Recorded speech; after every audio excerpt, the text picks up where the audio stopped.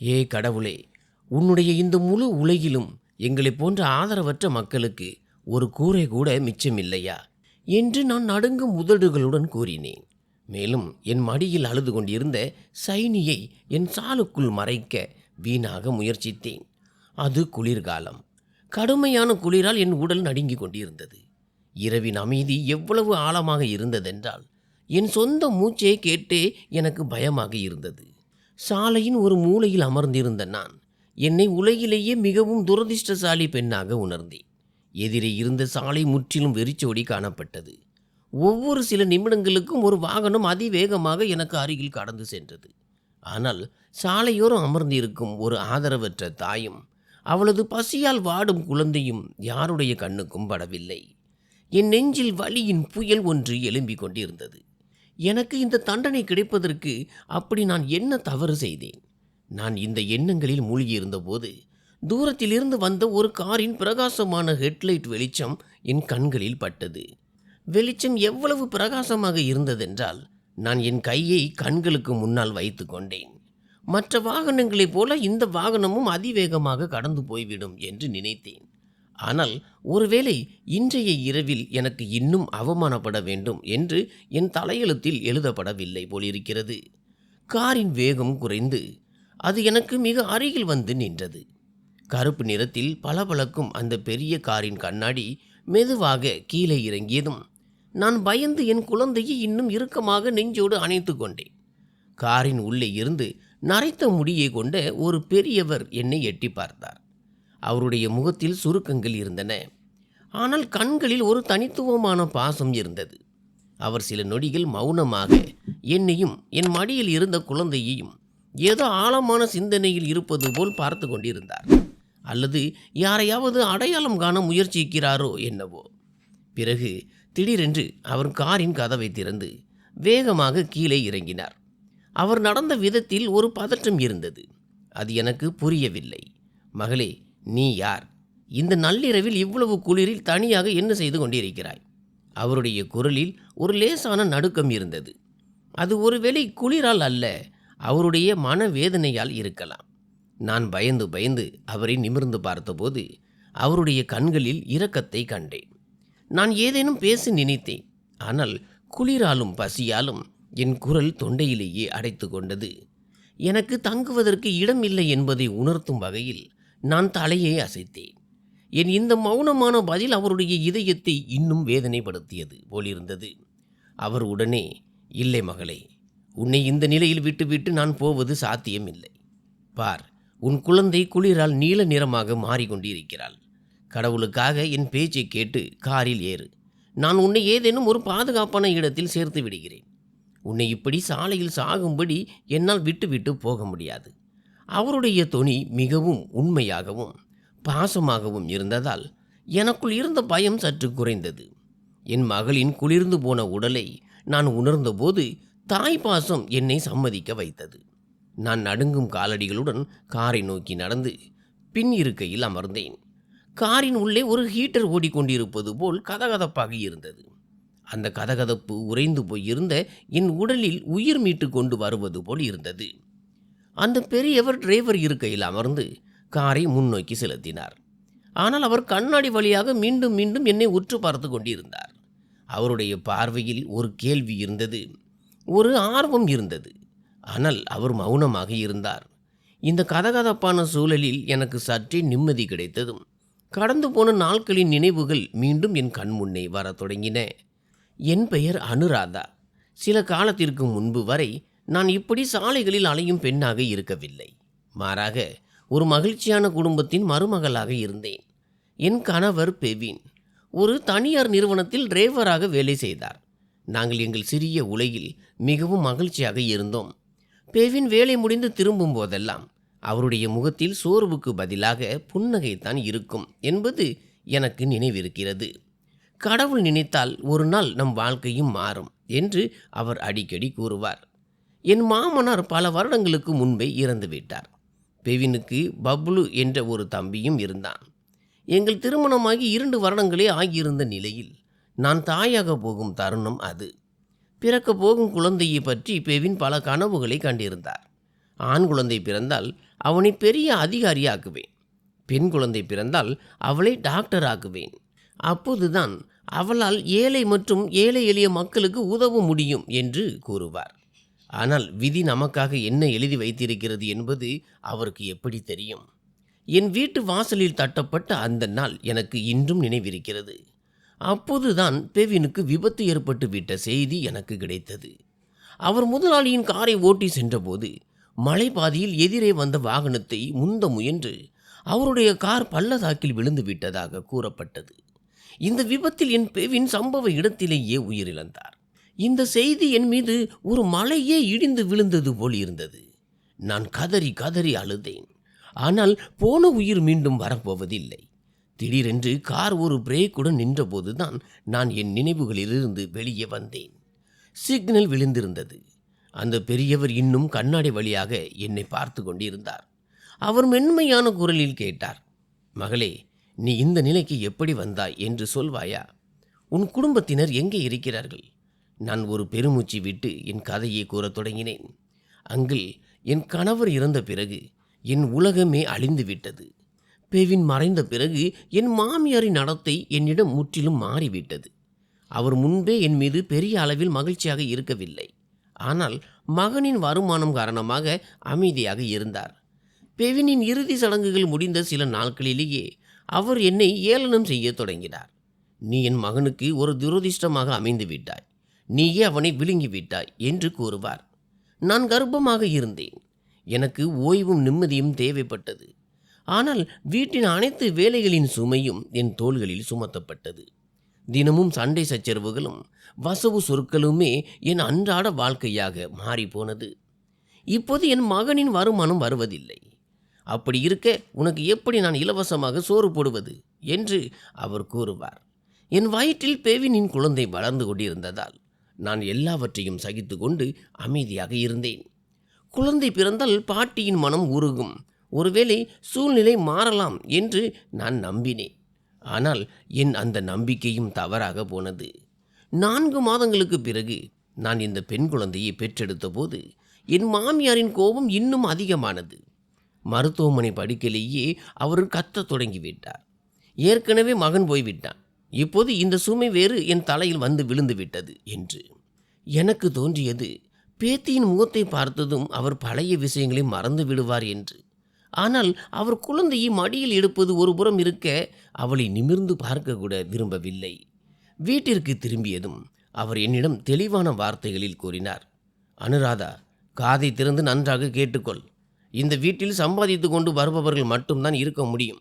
நீ இங்கே இருக்க வேண்டுமானால் இந்த குழந்தையை ஏதாவது ஒரு அனாதை இல்லத்தில் விட்டுவிட்டு வா. இல்லையென்றால் உன் வழியை பார்த்து கொண்டு போ. நான் ஒரு தாய். என் குழந்தையை நான் எப்படி விட்டுவிட முடியும்? நான் அவருடைய கால்களை பிடித்து கொண்டேன். அத்தை, கடவுளுக்கு பயப்படுங்கள். இது உங்கள் மகனின் கடைசி அடையாளம் என்று மிகவும் கெஞ்சினேன். ஆனால் அவருடைய இதயத்தில் சிறிதும் இரக்கம் இருக்கவில்லை. இன்று மாலை அவர் என் சில பொருட்களை வீட்டிற்கு வெளியே தூக்கி எறிந்துவிட்டு கதவை மூடிக்கொண்டார். என் கதையை கேட்டு அந்த பெரியவர் அமைதியானார். ஆனால் அவருடைய கண்கள் கலங்கியிருப்பதை நான் கவனித்தேன். கார் மீண்டும் நகரத் தொடங்கியது. நான் என் பேச்சை தொடர்ந்து கூறினேன். அங்கிள், மாமியார் வீட்டிலிருந்து வெளியேறிய பிறகு என் அண்ணன் எனக்கு ஆதரவளிப்பான் என்று நினைத்தேன். பெற்றோர் மறைந்த பிறகு அவன் ஒருவன் தான் எனக்கு சொந்தமாக இருந்தான். நான் அழுது கொண்டே என் குழந்தையை நெஞ்சோடு அணைத்து கொண்டு அண்ணன் வீட்டிற்கு சென்றேன். என்னை பார்த்ததும் அண்ணியின் முகமே மாறிவிட்டது. ஆனால் அண்ணன் எனக்கு தண்ணீர் கொடுத்து அமர வைத்தான். நான் அவரிடம் மாமியார் என்னை வீட்டை விட்டு துரத்தி விட்டதையும் இப்போது எனக்கு தங்குவதற்கு இடம் இல்லை என்பதையும் கூறிய போது அண்ணனின் பார்வையை தவிர்த்து தலை குனிந்தான். அப்போது அண்ணி காரசாரமான வார்த்தைகளில் கூறினார், அனுராதா, இக்காலத்தில் எவ்வளவு விலைவாசி அதிகம் என்பது உனக்கு தெரியும். எங்களுடைய சொந்த செலவுகளையே எங்களால் சமாளிக்க முடிவதில்லை. மேலும் உன்னையும் உன் குழந்தையும் வைத்துக் கொள்ளும் அளவுக்கு எங்களிடம் பெரிய வீடும் இல்லை. அண்ணனும் தன் மனைவியின் பேச்சிற்கு தலையசைத்து, அனுராதா, நீ புரிந்து கொள்ள முயற்சி செய். நான் நிர்பந்தத்தில் இருக்கிறேன். உன்னை எப்போதும் என் வீட்டில் வைத்திருக்க முடியாது.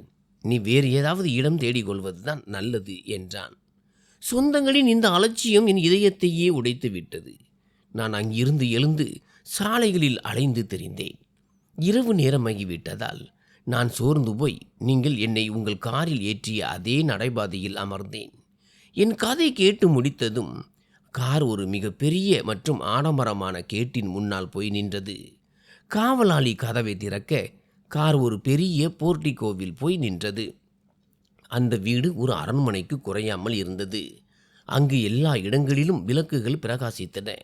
வேலைக்காரர்கள் இங்கும் அங்கும் ஓடிக்கொண்டிருந்தனர். அந்த பெரியவர் காரில் இருந்து இறங்கி வந்து என் பக்கத்து கதவை திறந்தார்.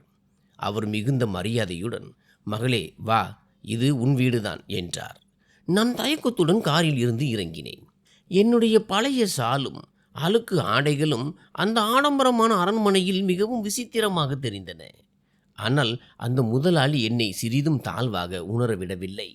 அவர் வேலைக்கார பெண்களை கூப்பிட்டு, காந்தா மாமி என்ற ஒரு வயதான பெண்ணை அழைத்து, "காந்தா, இவர்களை விருந்தினர் அறைக்கு அழைத்து செல். இவர்களுக்கு வெந்நீரும் உணவும் ஏற்பாடு செய். இவர்களுக்கு எந்த குறையும் இருக்கக்கூடாது" என்றார். பிறகு அவர் என் பக்கம் திரும்பி, "என் பெயர் கோவிந்த். எல்லோரும் என்னை கோவிந்த் சேட் என்று அழைப்பார்கள். இன்று முதல் நீ இந்த வீட்டின் கௌரவம். உனக்கு இங்கு எதற்கும் குறை இருக்காது" என்றார். "நீ இந்த வீட்டை மட்டும் கவனித்து கொண்டு உன் மகளை நன்றாக வளர்த்து வா. இந்த குழந்தை படித்து ஒரு பெரிய நிலையை அடைய வேண்டும் என்று நான் விரும்புகிறேன்" என்றார். நான் ஆச்சரியத்தில் மூழ்கியிருந்தேன். ஒரு மர்ம மனிதர் என் மீது ஏன் இவ்வளவு இரக்கம் காட்டுகிறார்? அவருக்கு நான் எப்படி நன்றி சொல்வது என்று எனக்கு புரியவில்லை. நான் நடுங்கும் குரலில், "கோவிந்த் சேட், உங்கள் இந்த உதவியை என் வாழ்நாளில் மறக்க மாட்டேன். நீங்கள் எனக்கு கடவுளாக வந்திருக்கிறீர்கள். இல்லையென்றால் இன்றைய இரவில் நானும் என் குழந்தையும் உயிரோடு இருந்திருக்க மாட்டோம்" என்றேன். அவர் ஒரு பெருமூச்சு விட்டு என்னை நோக்கினார். அவருடைய கண்களில் அதே விசித்திரமான வலியும் ஈரப்பதமும் இருந்தது. அதை நான் சற்று முன்பும் உணர்ந்திருந்தேன். அவர் மெதுவாக, "மகளே, மற்றவர்களுக்கு உதவுவது மனிதனின் கடமை. மேலும் இந்த குழந்தையின் முகத்தில் எனக்கு என்னுடைய எதிர்காலம் தெரிகிறது" என்று கூறினார். இதை சொல்லிவிட்டு அவர் தன் கண்ணீரை நான் பார்த்துவிடக் கூடாது என்பதற்காக தன் கண்களை மறைத்து கொண்டு அங்கிருந்து வேகமாக சென்றார். எனக்கும் சைனிக்கும் மிகவும் அழகான கதகதப்பான அறை ஒன்று கொடுக்கப்பட்டது. மெத்தென்ற படுக்கையும் வயிறார உணவும் எங்களை நிம்மதியாக உறங்க வைத்தன. அடுத்த நாள் காலை என் வாழ்க்கையின் புதிய அத்தியாயம் தொடங்கியது. கோவிந்த் சேட் எனக்கு வீட்டின் தலைவி போன்ற அதிகாரத்தை கொடுத்திருந்தார். நானும் வீட்டின் முழு வேலைகளையும் என் பொறுப்பில் எடுத்துக்கொண்டேன். வேலைக்காரர்களும் என்னை மதித்தனர். காலம் கடந்தது. நான் என் மகள் சைனியுடன் அங்கு மிகவும் நிம்மதியாக வாழத் தொடங்கினேன். கோவிந்த் சேட்டின் நடத்தை என்னிடம் மிகவும் பாசமாக இருந்தது. ஆனால் சைனி மீது அவர் வைத்திருந்த பாசத்தை பார்த்து நான் அடிக்கடி ஆச்சரியப்படுவேன். அவர் அலுவலகத்தில் இருந்து திரும்பும் போதெல்லாம் முதலில் சைனியை பற்றி தான் கேட்பார். அவளுக்காக நிறைய பொம்மைகளையும் விலை உயர்ந்த ஆடைகளையும் வாங்கி வருவார். பெரும்பாலும் மாலையில் அவர் சைனியை தன் மடியில் அமர வைத்து விளையாடி அவளிடம், "என் மகளே, நீ நிறைய படிக்க வேண்டும். நீ ஒரு டாக்டராகி கஷ்டப்படும் மக்களுக்கு உதவ வேண்டும். உன் அப்பாவின் பெயரை நீ காப்பாற்றுவாய்" என்று கூறுவார். நான் சமையலறை வாசலில் நின்று இதையெல்லாம் பார்க்கும்போது ஆதரவற்ற ஒரு குழந்தைக்காக அவர் ஏன் இவ்வளவு பெரிய கனவுகளை காணுகிறார் என்று சிந்திக்க தோன்றும். அவர் அவளை தன் சொந்த பேத்தியை போலவே நேசித்தார். சொல்லப்போனால் அதைவிட அதிகமாகவே. சில சமயங்களில் இரவில் நான் தண்ணீர் குடிக்க சமையலறைக்கு செல்லும்போது கோவிந்த் சேட்டின் அறையில் விளக்கு எரிந்து கொண்டிருக்கும். 1-2 முறை அவர் தன் நாற்காலியில் அமர்ந்து ஏதோ ஒரு பழைய புகைப்படத்தை பார்த்து கொண்டு அவர் கண்களில் இருந்து கண்ணீர் வழிவதை கண்டேன். அவருடைய முகத்தில் அவ்வளவு ஆழமான சோகம் இருக்கும். அதை பார்க்கும்போது என் இதயமே நடுங்கும். ஒரு நாள் நான் தைரியத்தை வரவழைத்து கொண்டு அவரது அறைக்குள் டீ கொடுக்க சென்றபோது அவர் இதேபோல் புகைப்படத்தில் மூழ்கியிருந்தார். என் காலடி சத்தம் கேட்டு திடுக்கிட்டு அந்த புகைப்படத்தை வேகமாக ஒரு டைரிக்குள் மறைத்து வைத்தார். அவர் ஏதோ மறைக்கிறார் என்பதை நான் உணர்ந்தேன். ஏதோ ஒன்று அவர் இதயத்தில் பாரமாக இருக்கிறது. "சேட்டையா, நீங்கள் நலமாக இருக்கிறீர்களா? ஏதேனும் பிரச்சனையா?" என்று கேட்க நினைத்தேன். அவர் கட்டாயப்படுத்தி புன்னகைத்தவாறே, "இல்லை மகளே, ஒன்றுமில்லை. முதுமைதான். பழைய நினைவுகள் சில சமயங்களில் வாட்டுகின்றன. நீ போய் ஓய்வெடு" என்றார். நான் அங்கிருந்து திரும்பி வந்துவிட்டேன். ஆனால் என் மனதில் கேள்விகள் சுற்றி கொண்டே இருந்தன. அப்படி அந்த புகைப்படம் யாருடையது? அதை பார்த்து அவர் இவ்வளவு அழுகிறார். இந்த அரண்மனை போன்ற மாளிகையின் சுவர்களுக்குள் ஏதோ ஒரு ரகசியம் மறைந்து இருக்கிறது. அது இன்னும் என் முன்னால் வெளிவரவில்லை என்று எனக்கு தோன்றியது. கோவிந்த் சேட்டின் எல்லை கடந்த கருணையும் சைனியின் எதிர்காலத்தில் அவருக்கு இருக்கும் இந்த அளவற்ற ஆர்வமும் வெறும் மனிதநேயமாக மட்டும் இருக்க முடியாது. ஆனால் நான் மௌனமாக இருந்தேன். எனக்கும் என் மகளுக்கும் ஒரு கூரையும் மரியாதையும் கொடுத்ததற்காக கடவுளுக்கு நன்றி கூறிக்கொண்டே இருந்தேன். சைனி வளர்ந்து கொண்டிருந்தாள். காலமும் வேகமாக ஓடிக்கொண்டிருந்தது. ஆனால் கோவிந்த் சேட்டின் கண்களில் மறைந்திருந்த அந்த வலி காலப்போக்கில் இன்னும் ஆழமாகி கொண்டே சென்றது. காலம் அதன் வேகத்தில் நகர்ந்தது. கோவிந்த் சேட்டின் ஆடம்பரமான வீட்டின் பாதுகாப்பான 4 சுவர்களுக்குள் சைனி தன் சிறு வயதை கடந்து இளமையை நோக்கி வளரத் தொடங்கினாள். கோவிந்த் சேட்டின் நிழல் அவள் தலைக்கு மேல் ஒரு அடர்ந்த மரத்தை போல இருந்தது. அது அவளை உலகின் ஒவ்வொரு துன்பத்தில் இருந்தும் பாதுகாத்தது. சைனி பள்ளிக்கு செல்ல தயாராகும் போது கோவிந்த் சேட் அவளுக்காக தானே போர்டிகோவில் நின்று காத்து கொண்டிருப்பதை நான் அடிக்கடி பார்த்தேன். அவர் அவளை காரில் அமர வைத்து அவள் ஏதோ ஒரு மிக மதிப்புமிக்க பொருள் என்பது போல கவனமாக வண்டியை ஓட்டுமாறு டிரைவரிடம் மீண்டும் மீண்டும் கூறுவார். மாலையில் அவள் திரும்பி வரும்போது அவர் தன் வேலைகளை எல்லாம் விட்டுவிட்டு அவளது பேச்சை கேட்பார். அவளுடைய பள்ளி நோட்டு புத்தகங்களை பார்ப்பார். அவளுக்கு ஏதேனும் பாடத்தில் பிரச்சனை இருந்தால் மணி கணக்கில் அமர்ந்து அவளுக்கு புரிய வைப்பார். சைனி பள்ளியில் மிகவும் புத்திசாலியான மற்றும் சுறுசுறுப்பான பெண்ணாக கருதப்பட்டாள். ஆசிரியர்களும் அவளை பாராட்டுவதில் சோர்வடையவில்லை. அவளது ஒவ்வொரு வெற்றியை பார்க்கும்போது கோவிந்த் சேட்டின் மகிழ்ச்சி பார்க்கத்தக்கதாக இருக்கும். சைனி தன் 10ஆம் வகுப்பு தேர்வுகளை எழுதிய போது தேர்வு முடிவுகள் வரும் நாளில் சைனியை விட கோவிந்த் சேட்டின் பதற்றமே அதிகமாக இருந்தது எனக்கு நினைவிருக்கிறது. அவர் வரவேற்பறையில் இங்கும் அங்கும் நடந்து கொண்டிருந்தார். காரின் சத்தம் கேட்கிறதா என்று மீண்டும் மீண்டும் வெளியேயே பார்த்து கொண்டிருந்தார். சைனி வந்து தான் பள்ளியில் மட்டுமல்லாமல் ஒட்டுமொத்த தேர்வு வாரியத்தில் முதலிடம் பிடித்துள்ளதாக கூறிய போது சேட்டையாவின் முகம் மகிழ்ச்சியால் மலர்ந்தது. அவர் குழந்தையைப் போல கைதட்டத் தொடங்கினார். பள்ளியின் ஆண்டு விழாவில் அவருடைய மார்பு பெருமிதத்தால் விரிந்தது. அவர் மிக முன்னால் இருந்த இருக்கையில் அமர்ந்திருந்தார். அவருடைய பார்வை மேடையிலேயே நிலைத்திருந்தது. அறிவிப்பாளர் சைனியின் பெயரை அழைத்தபோது தன் இருக்கையில் இருந்து முதலாக எழுந்து நின்றவர் கோவிந்த் சேட்டு தான். அரங்கம் முழுவதும் கைதட்டல்களால் அதிர்ந்தது. என் கண்களில் மகிழ்ச்சி கண்ணீர் வழிந்தது. சைனி மேடைக்கு சென்று தன் பரிசையும் டிராஃபியையும் பெற்றுக்கொண்டாள். பின்னர் மைக்கு முன்னால் வந்து தன் வெற்றியை தன் தாத்தா அதாவது கோவிந்த் சேட்டிற்கு அர்ப்பணித்தாள். அப்போது அவருடைய வயதான கண்களில் இருந்து கண்ணீர் வழிவதை கண்டேன். அவரால் தன் உணர்ச்சிகளை கட்டுப்படுத்த முடியவில்லை. விழா முடிந்த பிறகு மக்கள் அவருக்கு வாழ்த்து தெரிவிக்க வந்தபோது யாரோ ஒருவர், சேட் ஐயா, இது உங்கள் பேத்தியா என்று கேட்டார். அதற்கு அவர் உடனடியாக சைனியை தன் அருகில் இழுத்து கொண்டு பெருமையுடன், ஆம், இது என் பேத்தி, இது என் மகள் என்றார். நான் ஒரு பக்கமாக நின்று இதையெல்லாம் பார்த்து கொண்டிருந்தேன். என் இதயம் விசித்திரமான நன்றியுணர்வாலும் ஒருவித பாரத்தாலும் நிறைந்தது. வீட்டிற்கு திரும்பும்போது காரில் சூழல் மிகவும் மகிழ்ச்சியாக இருந்தது. ஆனால் என் மனதில் அதே பழைய கேள்வி மீண்டும் எழத் தொடங்கியது. நான் தைரியத்தை வரவழைத்து கொண்டு கேட்டுவிட்டேன். சேட்டையா, நீங்கள் ஏன் எங்கள் மீது இவ்வளவு கருணை காட்டுகிறீர்கள்? நாங்கள் உங்களுக்கு யாரும் இல்லையே.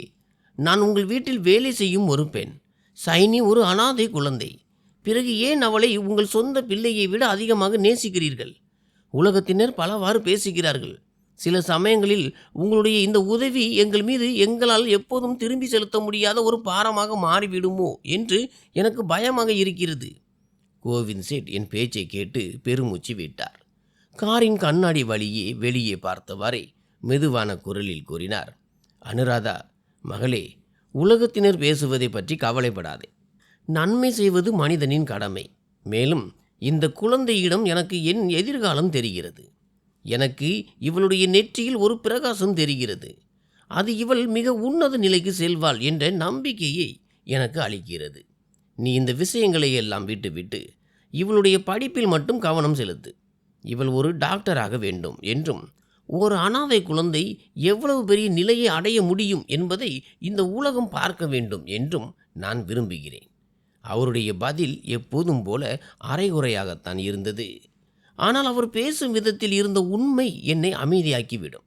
இருந்தாலும் விஷயம் வெறும் நன்மதிப்பு சார்ந்தது மட்டும் அல்ல என்று என் மனம் சொல்லிக்கொண்டே இருந்தது. ஏதோ ஒரு ரகசியத்தை அவர் தன் நெஞ்சுக்குள் பூட்டி வைத்திருக்கிறார். ஏதோ ஒரு காரணத்திற்காகத்தான் அவர் எங்களுக்கு இவ்வளவு அன்பை அள்ளி தருகிறார். வருடங்களின் பயணம் மாதங்களைப் போல கடந்து சென்றது. அந்த நாளும் வந்துவிட்டது. இதற்காகத்தான் கோவிந்த் சேட் மிகவும் ஆவலோடு காத்து கொண்டிருந்தார்.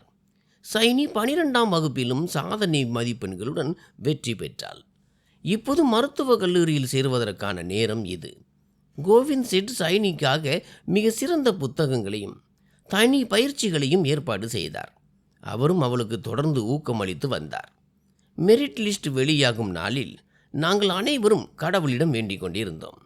பின்னர் நகரத்தின் மிகப்பெரிய அரசு மருத்துவக் கல்லூரியின் பட்டியலில் சைனியின் பெயர் வந்தபோது அன்று கோவிந்த் சேட்டின் மகிழ்ச்சிக்கு எல்லையே இல்லை. அவர் அந்த தெருவில் மட்டுமல்லாமல் நகரம் முழுவதுமே இனிப்புகளை வழங்கினார். ஏழைகளுக்கு உணவளித்தார். அவர் யாரை சந்தித்தாலும் என் பேத்தி டாக்டராக போகிறாள் என்று பெருமையுடன் கூறினார். அவருடைய முகத்தில் தன் வாழ்க்கையின் ஏதோ ஒரு மிகப்பெரிய ஆசை நிறைவேறிவிட்டது போன்ற ஒரு பிரகாசம் இருந்தது. சைனி முதன்முறையாக அந்த வெள்ளை கோட்டை அணிந்து கழுத்தில் டெட்டாஸ்கோப்புடன் அவர் முன்னால் வந்து நின்றபோது அவர் மகிழ்ச்சியில் அழுதுவிட்டார். அவரது நாற்காலியில் இருந்து எழுந்து சைனியின் நெற்றியில் முத்தமிட்டார். சைனி முன்னோக்கி சென்று அவருடைய பாதங்களை தொட்டு வணங்கி, தாத்தா, நீங்கள் மட்டும் இல்லை என்றால் இன்று நான் மற்றவர்களின் வீடுகளில் பாத்திரம் கழுவி கொண்டு இருப்பேன், அல்லது ஏதேனும் ஒரு தொழிற்சாலையில் கூலி வேலை செய்து கொண்டிருப்பேன்.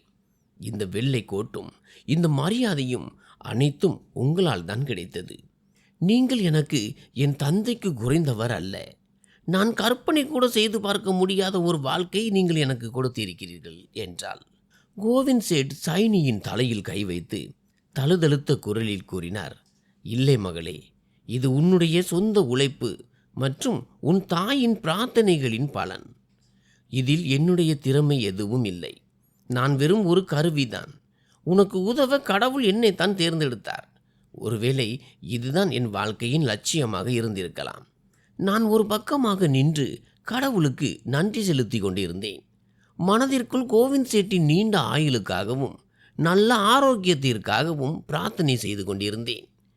கடவுளே, ஆதரவற்ற எங்களுக்கு இவ்வளவு மரியாதையை கொடுத்த இந்த தேவதூதனை போன்ற மனிதனை எப்போது மகிழ்ச்சியாக வைத்திரு என்று. ஆனால் என் மனதின் ஏதோ ஒரு மூலையில் ஒரு புதிய மனிதர் ஏன் தன் முழு வாழ்க்கையையும் சொத்துக்களையும் எங்கள் மேல் வாரி இறைத்தார் என்ற கேள்வி இன்னும் ஒரு முள்ளாக குத்தி கொண்டிருந்தது. சைனி இப்போது ஒரு தகுதியான டாக்டர் ஆகிவிட்டாள். அவளுடைய மருத்துவ பணியையும் தொடங்கிவிட்டாள். எங்கள் வாழ்க்கை வறுமையின் இருளில் இருந்து விடுபட்டு மகிழ்ச்சியின் ஒளியை நோக்கி வந்துவிட்டது. நாங்கள் இப்போது அங்கு வேலைக்காரர்களைப் போல் இல்லாமல் அந்த வீட்டின் சொந்த மனிதர்களைப் போல வாழ்ந்து வந்தோம். கோவிந்த் சேட் எங்களுக்கு அவ்வளவு மரியாதையை கொடுத்திருந்தார். வேலைக்காரர்களும் என்னை பெரிய முதலாளி அம்மா என்றும் சைனியை சின்ன முதலாளி அம்மா என்றும் அழைத்து வந்தனர். வாழ்க்கை நிம்மதியாக கழிந்தது. ஒரு நாள் மாலை விதி நீதியின் அப்படி ஒரு காட்சியை காட்டியது. அதை கண்டு என் ஆன்மாவே நடுங்கிவிட்டது. அது ஒரு குளிர்ந்த மாலை பொழுது. அந்தி பொழுது சாய்ந்திருந்தது. வெளியே வானத்தில் கார்மேகங்கள் சூழ்ந்து லேசான தூறல் போட்டு கொண்டிருந்தது. அப்போது வாசலில் நின்ற காவலாளி உள்ளே வந்து, ஒரு வயதான பெண் உங்களை சந்திக்க விரும்புவதாக கூறினான். நான் ஆச்சரியத்துடன், யார் அது என்று கேட்டேன். அதற்கு அவன், பெரிய முதலாளி அம்மா, அவர் தன் பெயரை சொல்லவில்லை, அழுது கொண்டே அனுராதாவை வர சொல்லுங்கள் என்று மட்டும் கூறுகிறார் என்றான். இந்த நேரத்தில் யாராக இருக்கும்? என் பெயர் அவளுக்கு எப்படி தெரியும் என்று நான் பதற்றமடைந்தேன். நான் சைனியுடன் குடையை எடுத்துக்கொண்டு கேட்டை நோக்கி சென்றேன். கேட்டுக்கு வெளியே சாலையின் லேசான மஞ்சள் நிற விளக்கு வெளிச்சத்தில் ஒரு பலவீனமான ஆதரவற்ற பெண் மலையில் நனைந்தபடி நின்று கொண்டிருந்தாள். அவளுடைய ஆடைகள் அழுக்காகவும் கிழிந்தும் இருந்தன. முகம் சுருக்கங்களால் நிறைந்திருந்தது. அவள் குளிரால் நடுங்கி கொண்டிருந்தாள். நான் கூர்ந்து கவனித்த போது என் கால்கள் அங்கேயே உறைந்து நின்றன. மூச்சும் நின்று போனது. அவள் வேறு யாரும் அல்ல, என் மாமியார்தான். தன் இளமை மற்றும் அதிகாரத்தின் திமிரில் என்னை வீட்டை விட்டு முரட்டுத்தனமாக துரத்திய அதே பெண்மணிதான். என் அப்பாவி குழந்தையிடம் கூட சிறிதும் இரக்கம் காட்டாத அதே பெண்மணி இன்று அவர் நோயாலும் முதுமையாலும் முற்றிலும் உடைந்து போயிருந்தார். அவருடைய முதுகு வளைந்திருந்தது. கண் பார்வையும் மங்கியிருப்பது போல் தோன்றியது.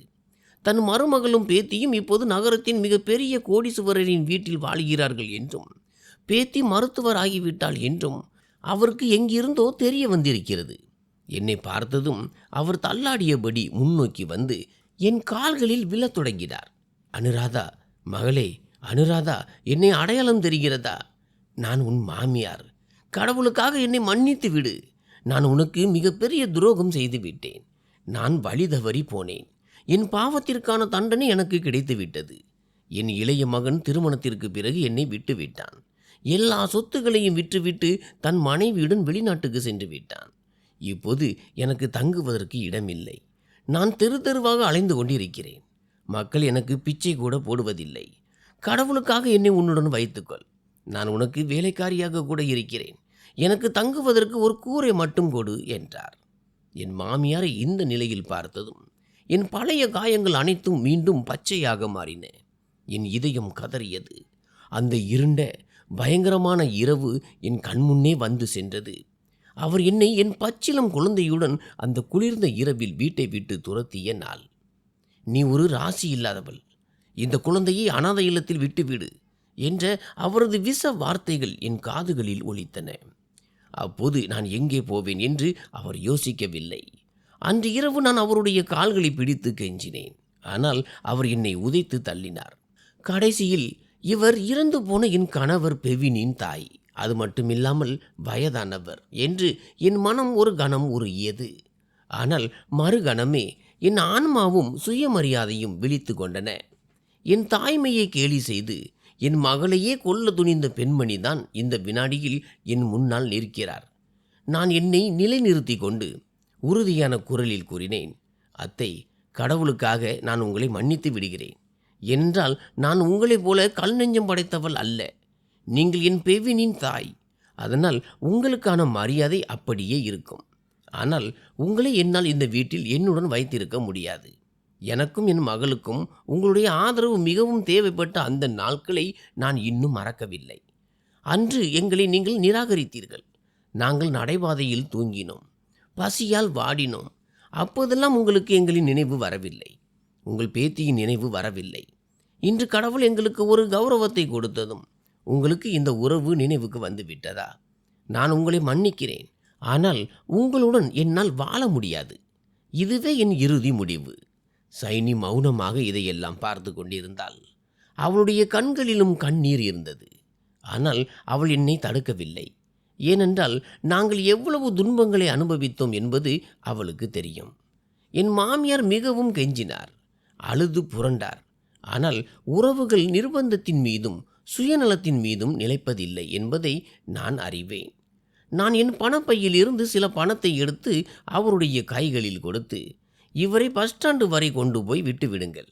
வேறு எங்காவது செல்ல விரும்பினால் அதற்கான பயண கட்டணத்தையும் கொடுத்து விடுங்கள் என்று டிரைவரிடம் கூறினேன். அவர் அழுது கொண்டே காரில் ஏறி சென்று விட்டார். சைனி என்னை கட்டிப்பிடித்து கொண்டு, அம்மா, நீ செய்தது முற்றிலும் சரி. கஷ்ட காலத்தில் கை கொடுக்காமல் அராஜகத்தின் எல்லைக்கே சென்றவர்கள் நம் நல்ல காலத்தில் நம்முடன் வாழும் தகுதியற்றவர்கள் என்றாள். அன்று இரவு எனக்கு மிகவும் நிம்மதியான உறக்கம் வந்தது. என் நெஞ்சிலிருந்து பல வருட பாரம் இறங்கியது போலவும் கடவுள் எனக்கு நீதியை வழங்கிவிட்டது போலவும் உணர்ந்தேன். இந்த சம்பவத்திற்கு பிறகு சில நாட்களிலேயே வீட்டின் சூழல் சோகமாக மாறத் தொடங்கியது. எங்கள் வாழ்க்கையின் ஆதாரமாக விளங்கிய, எப்போதும் சிரித்த முகத்துடன் இருந்த கோவிந்த் சேட் திடீரென நோய்வாய்ப்பட்டார். அவருடைய இருமல் அதிகமானது. முகம் வெளுக்கத் தொடங்கியது. சைனி அவரை பரிசோதித்து சில டெஸ்டுகளை செய்தபோது அவருக்கு கடுமையான இதய நோய் இருப்பதும் அவருடைய இதயம் மிகவும் பலவீனமடைந்து விட்டதும் தெரிய வந்தது. இனி அவரால் எந்த ஒரு அதிர்ச்சியையோ அல்லது மன அழுத்தத்தையோ தாங்க முடியாது. நாங்கள் நகரத்தின் பெரிய மருத்துவர்களிடம் காட்டினோம். எவ்வளவு செலவானாலும் பரவாயில்லை என்று சிறந்த சிகிச்சைகளை அளித்தோம். ஆனால் அவருடைய உடல்நிலை தொடர்ந்து மோசமடைந்து கொண்டே சென்றது. அவரால் எழுந்து அமரக்கூட முடியாத அளவுக்கு பலவீனம் அதிகரித்தது. நானும் சைனியும் இரவும் பகலும் அவருடைய சேவையில் ஈடுபட்டோம். சைனி மருத்துவமனையில் இருந்து விடுப்பு எடுத்துக்கொண்டு அவருடைய படுக்கை அருகிலேயே அமர்ந்து தன் கைகளாலேயே அவருக்கு மருந்துகளை ஊட்டி வந்தாள். அவர் அடிக்கடி அரைகுறை தூக்கத்தில் எனது கைகளையும் சைனியின் கைகளையும் பிடித்து கொள்வார். அப்போது அவர் கண்களிலிருந்து கண்ணீர் வழியும். ஒரு நாள் இரவு நான் அவருடைய அறைக்கு சென்று நலம் விசாரிக்க முற்பட்ட போது அவர் விழித்திருந்தார். கூரையை பார்த்து கொண்டிருந்தார். அவர் என்னை பார்த்ததும் சைகை செய்து அருகில் அழைத்தார். என்னுடைய கையை தன் குளிர்ந்த பலவீனமான கைகளில் பற்றி கொண்டு, அனுராதா மகளே, இப்போது என் இறுதி நேரம் நெருங்கிவிட்டது. நான் நிம்மதியாக இறக்க முடியும் என்பதில் எனக்கு மகிழ்ச்சிதான். நான் என் கடனை தீர்த்து விட்டேன். என் தோள்களில் இருந்த பாரம் இப்போது அது குறைந்து விட்டது. என்னால் இனி பெவினின் கண்களை நேருக்கு நேர் பார்க்க முடியும். அவருடைய இந்த கடன் பற்றிய பேச்சு எனக்கு புரியவில்லை. நான் ஆச்சரியத்துடன், சேட்டையா, நீங்கள் என்ன பேசுகிறீர்கள்? நீங்கள் எங்களிடம் என்ன கடன் வாங்கினீர்கள்? சொல்லப்போனால் நாங்கள் தான் உங்களுக்கு கடமைப்பட்டு இருக்கிறோம். உங்களின் இந்த உதவியை எங்களால் வாழ்நாளில் திருப்பி கொடுக்க முடியாது. நீங்கள் இப்படி பேசாதீர்கள் என்றேன். அவர் ஒரு மர்மமான புன்னகையுடன் வானத்தை நோக்கி விரலை காட்டி, இது எல்லாம் அவனுடைய விளையாட்டு. நான் வெறும் ஒரு கருவிதான். ஆனால் நினைவிருக்கட்டும், உண்மையான உரிமையாளரிடம் எல்லாம் போய் சேர்ந்து விட்டது. இப்போது எனக்கு எந்த வருத்தமும் இல்லை என்றார். அவருடைய பேச்சுக்கள் புதிர்களைப் போல இருந்தன. ஆனால் அவருடைய கண்களில் மரண பயத்தை கண்டு என் இதயம் நடுங்கியது. இறுதியில் நாங்கள் பயந்த அந்த துரதிர்ஷ்டவசமான நேரமும் வந்தது. ஒரு சோகமான வெறிச்சொடிய குளிர்கால மாலையில் கோவிந்த் சேட் எங்களை கதறியால கண்ணீரில் தவிக்க விட்டு இந்த உலகத்தை விட்டு பிரிந்து சென்றார். அவர் மறைந்த செய்தி நகரம் முழுவதும் காட்டு தீ போல பரவியது. இந்த செய்தியை கேட்டதும் மக்களின் கூட்டம் அலைமோதியது. அந்த தெருவே சோகத்தில் மூழ்கியிருந்தது. ஏனென்றால் அவர் அனைவருக்கும் ஒரு பாதுகாவலரை போல இருந்தார். நகரத்தின் பெரிய மனிதர்கள் பலரும் அவருடைய இறுதி சடங்கில் கலந்து கொள்ள வந்தனர். அவருடைய வாழ்நாளில் ஒரு முறை கூட நலம் விசாரிக்க வராத மனிதர்களும் தூரத்து உறவினர்களும் திடீரென அங்கு வந்து சேர்ந்தனர். அவர்கள் அநேகமாக அவருடைய சொத்தின் மீது ஆசைப்பட்டு போலி கண்ணீர் வடித்து கொண்டும் மூலைகளில் நின்று மெதுவாக பேசிக்கொண்டும் இருந்தனர். இறுதி சடங்கிற்கான நேரம் வந்தபோது ஒரு விசித்திரமான மற்றும் ஆச்சரியமூட்டும் காட்சி அரங்கேறியது. அவருடைய உடலை குளிப்பாட்டிய போது முகம் ஒரு தனித்துவமான பிரகாசத்துடன் ஜொலித்தது. அவரை சுடுகாட்டிற்கு கொண்டு சென்றபோது அங்கு திடீரென்று ரோஜா போன்ற ஒரு இனிமையான நறுமணம் பரவ தொடங்கியது. அந்த நறுமணம் எவ்வளவு தீவிரமாகவும் நிம்மதி அளிப்பதாகவும் இருந்ததென்றால் அங்கு இருந்த ஒவ்வொரு மனிதனும் ஆச்சரியம் அடைந்தான். மக்கள் இந்த நறுமணம் எங்கிருந்து வருகிறது என்று ஒருவருக்கொருவர் முகத்தை பார்த்து கொண்டனர். இது சாதாரண வாசனை திரவியத்தின் நறுமணம் அல்ல. ஏதோ ஒரு தெய்வீக நறுமணம் நாலாபுறமும் பரவியது போல இருந்தது. அவருடைய சிதை அடுக்கப்பட்ட போது விறகுகளும் தானாகவே எரிவது போல தீப்பிடித்து கொண்டன. அங்கிருந்த பூசாரி உரத்த குரலில், கடவுளின் அருள் இப்படிப்பட்ட மனிதர்கள் மீதுதான் இருக்கும்.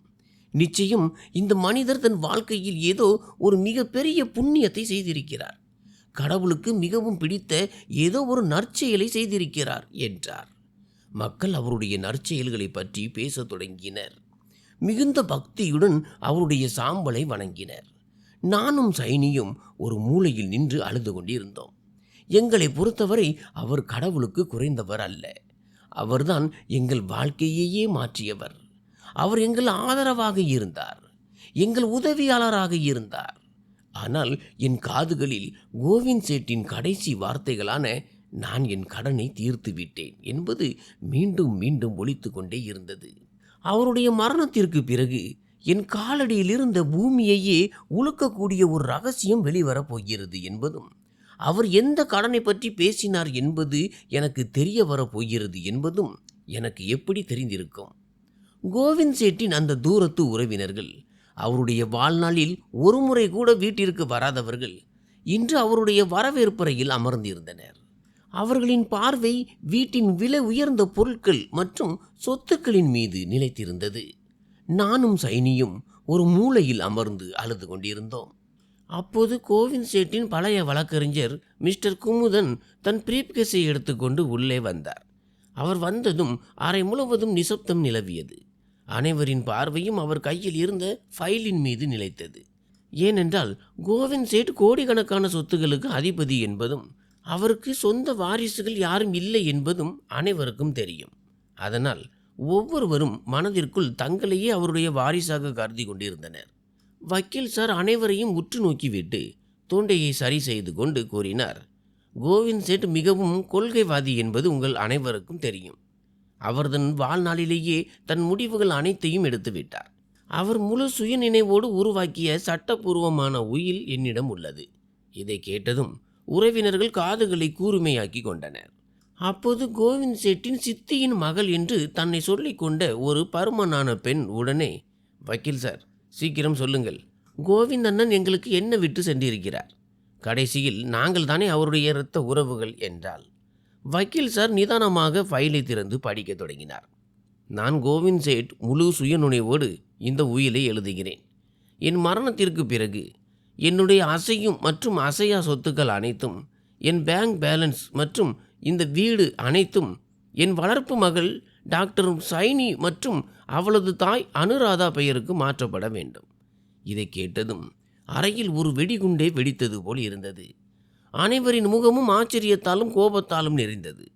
இதுவரை அழுவது போல் நாடகமாடி கொண்டிருந்த உறவினர்கள் திடீரென தங்கள் உண்மையான முகத்தை காட்டத் தொடங்கினர். அவர்கள், இது எப்படி சாத்தியம்? இந்த உயில் போலியானது. தன் முழு சொத்தையும் இந்த 2 சாதாரண பெண்கள் பெயரில் எழுதி வைக்க கோவிந்த் சேட் ஒன்றும் பைத்தியம் இல்லை. இவர்கள் இந்த வீட்டில் வேலை செய்பவர்கள் தானே. நிச்சயம் இந்த அனுராதா கோவிந்த் சேட் மீது ஏதோ மாந்தீரிகம் செய்திருக்கிறாள், அல்லது உணவில் ஏதோ கலந்து அவரை கட்டுப்படுத்தி இருக்கிறாள்.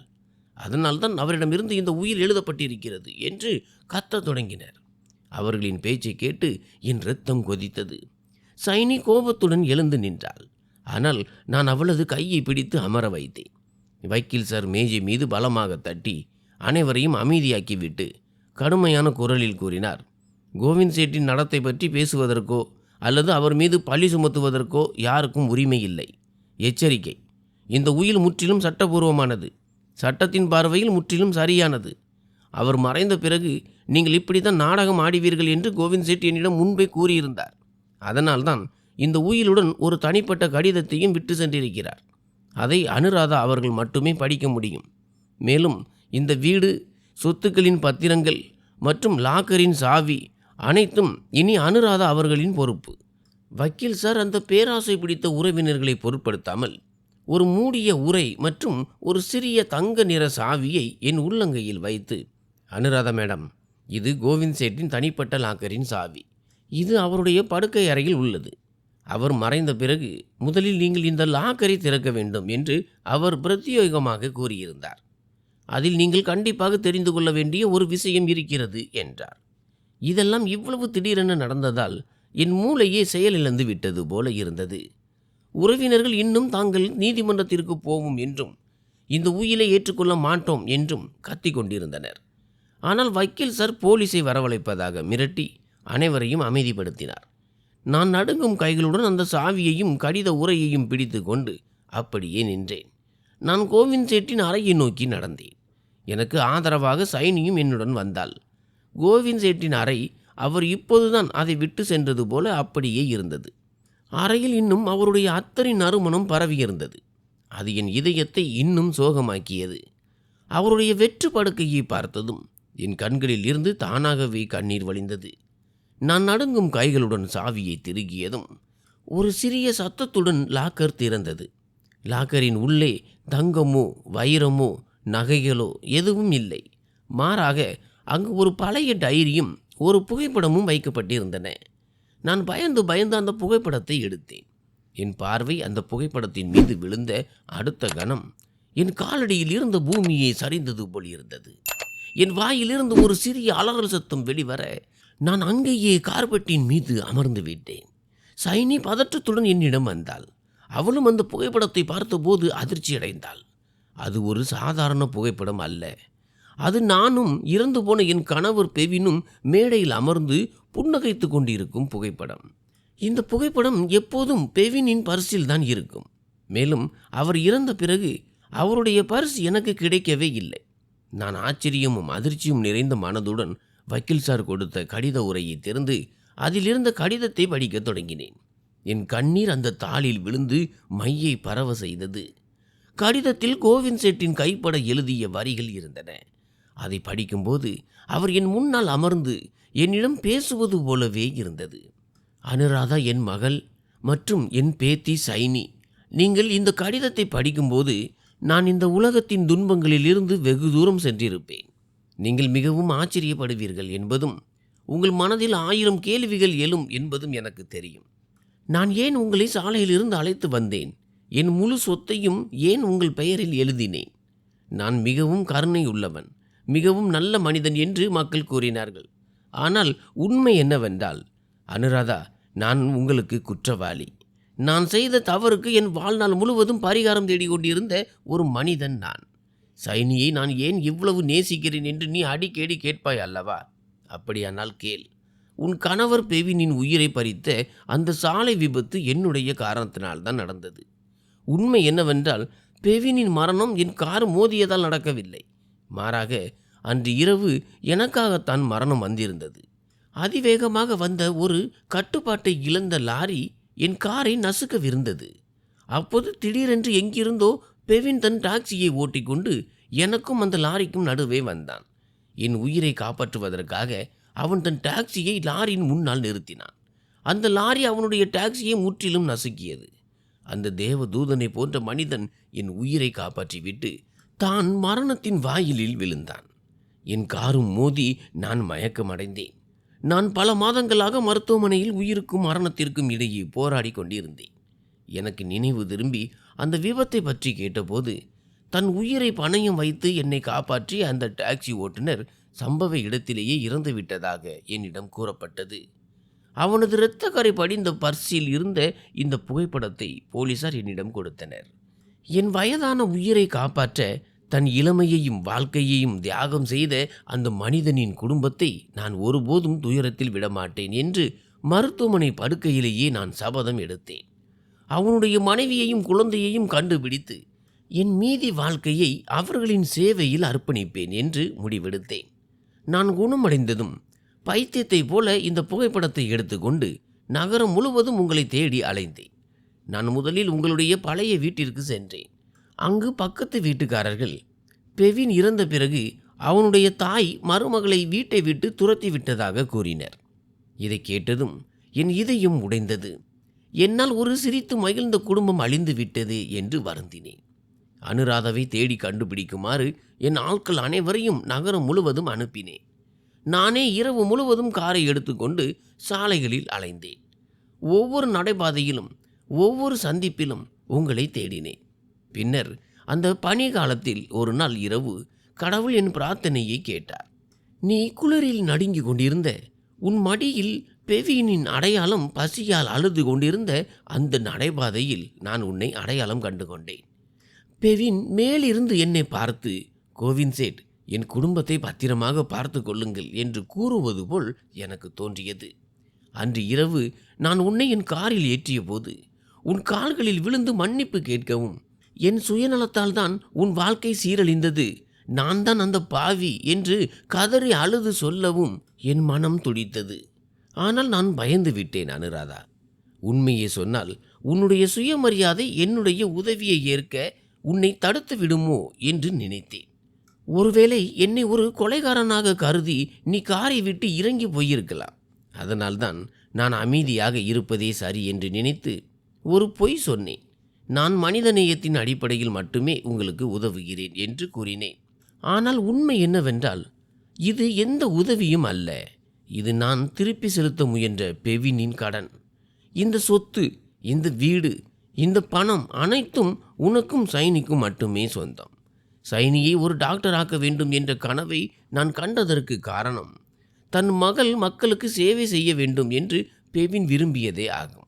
நான் அவனுடைய கனவுகளை நிறைவேற்ற மட்டுமே முயன்றேன். இத்தனை வருடங்களாக இந்த உண்மையை உன்னிடம் மறைத்ததற்காக என்னை மன்னித்து விடு அனுராதா. என் இறுதி மூச்சு வரை நான் உனக்கும் பெவினுக்கும் கடமைப்பட்டிருக்கிறேன். இப்போது நான் விடைபெறும்போது நீ என்னை மன்னிப்பாய் என்று நம்புகிறேன். கடிதம் படித்து முடிந்ததும் அந்த அறையில் நானும் சைனியும் அழும் சத்தம் மட்டுமே எதிரொலித்தது. என் கண்ணீர் நின்றபாடில்லை. ஆனால் இந்த கண்ணீர் இப்போது ஏமாற்றத்தால் வந்ததல்ல, மாறாக பெருமையினாலும் நன்றியுணர்வினாலும் வந்ததாகும். சைனி அந்த புகைப்படத்தை என் கையில் இருந்து வாங்கி அதை தன் நெஞ்சோடு அணைத்து கொண்டு விம்மி விம்மி அழத் தொடங்கினாள். இன்று ஒரு மிகப்பெரிய உண்மை வெளிவந்திருக்கிறது. என் மகள் ஒரு சாதாரண ஓட்டுநரின் மகள் அல்ல, மாறாக தன் உயிரை தியாகம் செய்து மனித நேயத்திற்கு மிகப்பெரிய முன்மாதிரியாக திகழ்ந்த ஒரு மனிதனின் மகள். மேலும் கோவிந்த் சேட் என்பவரை நான் ஒரு நல்ல முதலாளியாக மட்டுமே அறிந்திருந்தேன். ஆனால் அவர் உண்மையில் ஒரு மிக உன்னதமான மற்றும் விசுவாசமான மனிதராக நிரூபித்திருக்கிறார். அவர் வெறும் ஒரு கடனை மட்டும் தீர்க்கவில்லை, மாறாக எங்கள் வாழ்க்கையையே மாற்றி அமைத்திருக்கிறார். அவர் நினைத்திருந்தால் எங்களுக்கு சிறிதளவு பணம் கொடுத்து தன் கடமையை முடித்திருக்கலாம். ஆனால் அவர் எங்களை தன் சொந்த குடும்பத்தை போல பார்த்து கொண்டார். எங்களுக்கு மரியாதையை கொடுத்து நாங்கள் கற்பனை கூட செய்து பார்க்க முடியாத ஒரு உயரத்திற்கு எங்களை கொண்டு சேர்த்தார். உறவினர்களின் பேச்சுக்களும் ஏளனங்களும் இப்போது எனக்கு ஒரு பொருட்டாகவே தெரியவில்லை. ஏனென்றால் உலகின் எந்த செல்வத்தையும் விட மதிப்புமிக்க உண்மையின் சான்று இப்போது என்னிடம் இருந்தது. நான் ஜன்னல் வழியே வெளியே பார்த்தேன். அங்கு இரவின் இருள் பரவி இருந்தது. ஆனால் என் இதயத்தில் ஒரு புதிய ஒளி நிறைந்தது போல இருந்தது. நான் கைகளை கூப்பி பெவின் மற்றும் கோவிந்த் சேட் ஆகிய இருவருக்கும் உன்னுடைய பாதங்களில் இடமளிப்பாயாக என்று கடவுளிடம் பிரார்த்தனை செய்தேன். ஒருவர் எங்களுக்கு வாழ்வளித்தார், மற்றவர் தன் உயிரை கொடுத்து எங்கள் வாழ்க்கையை காப்பாற்றினார். இன்று என் மகள் டாக்டர் ஆனதை நினைத்து முன்பை விட எனக்கு பெருமையாக இருந்தது. ஏனென்றால் அவளது வாழ்க்கையின் அடித்தளம் யாருடைய பிச்சையாலும் இல்லை, மாறாக அவளது தந்தையின் தியாகத்திலும் கோவிந்த் சேட்டின் மனித நேயத்திலும் அமைக்கப்பட்டிருந்தது. நான் சைனியின் கண்ணீரை துடைத்து அவளிடம் கூறினேன், மகளே, எப்போதும் தலை நிமிர்ந்து வாழ். நீ ஒரு வீரமிக்க தந்தையின் மகள், மேலும் ஒரு மனிதனின் வளர்ப்பு மகள். இந்த வீடு, இந்த மரியாதை, இந்த சொத்து அனைத்தும் உன்னுடைய உரிமை. இதை ஏற்றுக்கொண்டு உன்னுடைய 2 தந்தையரின் பெயரையும் காப்பாற்று. எப்போதும் மனித நேயத்தை கடைபிடி. நினைவிருக்கட்டும் சைனி, வாழ்க்கையில் ஒருபோதும் உன்னுடைய உண்மையிலிருந்து ஓடிவிடாதே. உண்மை எவ்வளவு பாரமாக இருந்தாலும் சரி, ஏனென்றால் உண்மைதான் மனிதனை வலிமையாக்குகிறது, அவனை நல்வழிப்படுத்துகிறது. இன்று உனக்கு கிடைத்திருப்பது வெறும் சொத்து மட்டுமல்ல, அது ஒரு தியாகத்தின் வாரிசுரிமை. இதை எப்போதும் உன் இதயத்தில் பத்திரமாக வைத்திரு. நண்பர்களே, உண்மையான மனித நேயமும் தியாகமும் தான் மிகப்பெரிய தர்மம். சுயநலமின்றி மற்றவர்களுக்கு உதவி செய்பவர்களின் நற்செயல்கள் ஒருபோதும் வீண் போவதில்லை. உறவுகள் வெறும் இரத்தத்தால் மட்டும் உருவாவதில்லை, மாறாக கருணை, பொறுப்பு மற்றும் உணர்வுகளாலும் உருவாகின்றன. வாழ்க்கையில் மன்னிப்பதும் உண்மையை ஏற்றுக்கொள்வதும் தான் ஒரு மனிதனை உள்ளுக்குள் வலிமையாக்குகிறது. நன்றி.